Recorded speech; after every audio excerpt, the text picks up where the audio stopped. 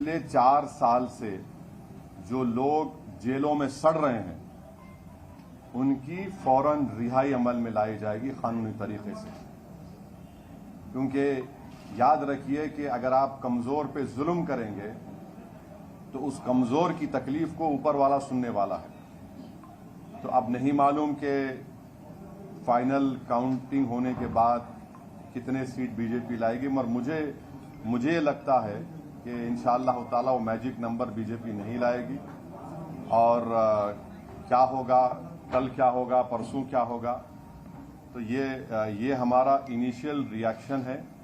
मैं आपके ज़रिए से रेवंत रेड्डी को मुबारकबाद देता हूं कि उनकी पार्टी 8 लोकसभा सीट पर कामयाबी हासिल की और महबूब नगर में भी हमने भी कोशिश की, कुछ 3000 वोट चिल्लर वोट से उनको कामयाबी नहीं मिली। सिकंदराबाद में मेजॉरिटी कम हुई है और अफसोस की बात यह है कि बहुत से मुकामात पर पार्लियामेंट कॉन्स्टिट्यूंसी में खोल दो प्रमोद है तो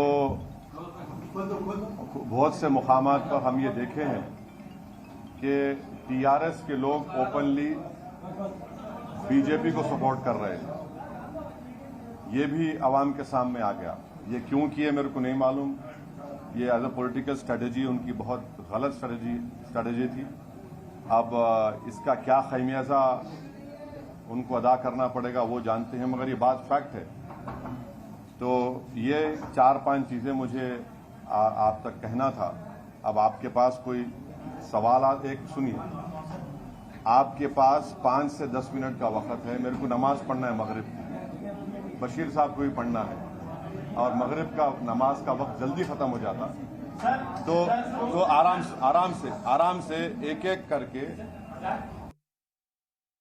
तो असदुद्दीन ओवैसी प्रेस कॉन्फ्रेंस से कर रहे थे यहाँ, और उन्होंने अभी और मेहनत करने की जरूरत है। हालांकि वो एक सीट पर आगे चल रहे हैं, अभी जीत डिक्लेयर नहीं हुई है। लेकिन आपको बता दें कि जिस तरीके से यहाँ रुझान सामने आ रहे हैं, अब वो नतीजों में कन्वर्ट होना शुरू हो गए हैं और बीजेपी ने भी कई सीटें जीत ली है। लेकिन अपोजिशन जमातें भी बढ़त बनाए हुए हैं। 234 पर अभी भी रुझान से आगे चल रहा है।